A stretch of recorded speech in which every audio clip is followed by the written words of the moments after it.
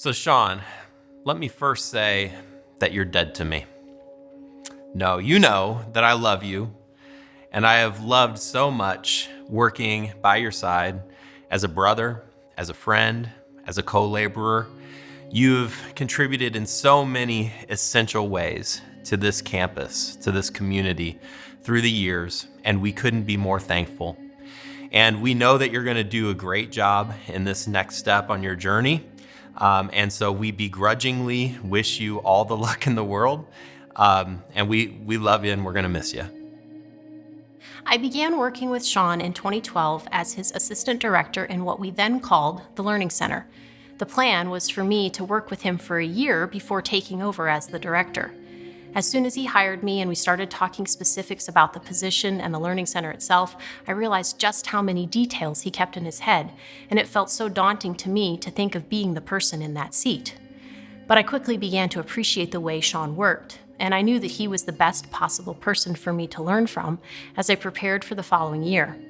Shawn is detailed and thorough. For example, when we met to discuss Learning Center issues, he always had a list in front of him that we walked through completely.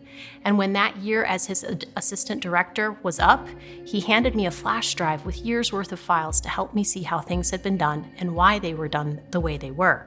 It was a gift. There was something else on that drive, though, that was yet another example of what I had come to appreciate about him. He had written me a letter explaining why he thought I was the right person for the job and that he believed in what I would do in the Learning Center. I had seen glimpses of that kind of pastoral care all year toward the students who came in our door and even in the emails that he sent out on their behalf to various departments and the conversations we had about them as we tried to figure out how to best help them. He cared about the students as people, and it is something that I have tried hard to keep in my own approach.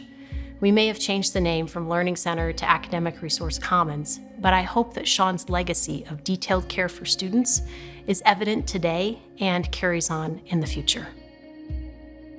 I first got to know Shawn in the Learning Center, now the ARC, when I was a student worker. He was a good boss that pushed his employees to not just do the job, but also to continue to grow, learn, and mature. None of that changed when he rehired me several years ago, and we worked together to build the online program. But I'd say I really got to know Shawn after I graduated in 2011. The day after our graduation was also the day of the tornado. My wife and I lost our apartment and just about everything we owned in that storm.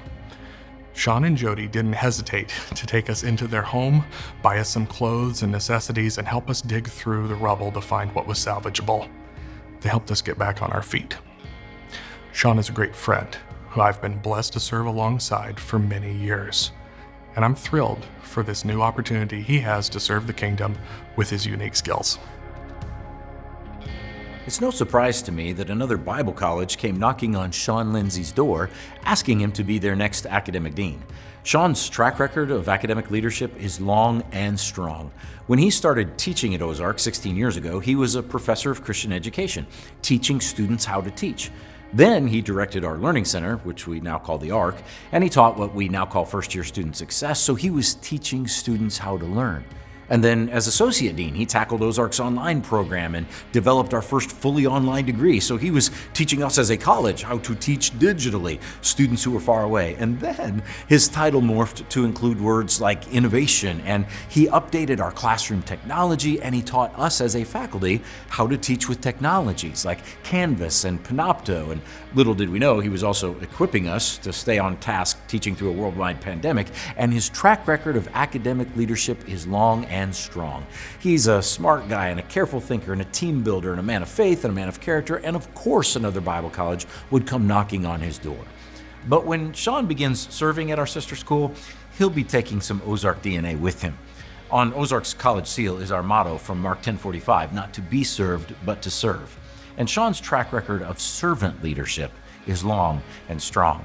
When I was a full-time professor way back in the 90s, Shawn Lindsay was one of my students, and my daughter, Lydia, 2 years old at the time, had been diagnosed with reactive airway disease. She was having trouble breathing, and during one bad episode, she was admitted to the hospital, just 2 years old, in an oxygen tent, kind of a scary time.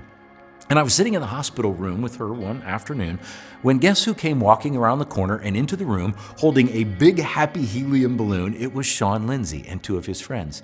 And my little Lydia saw Shawn and those students with big smiles on their faces, and she saw that happy balloon, and Lydia got a great big smile on her face, and it made her day. Now, when I was a student, I don't think I ever would have thought of visiting my professor's kid in the hospital, too busy thinking about all my own stuff. But 20-year-old Shawn was thinking of others before himself, not to be served, but to serve.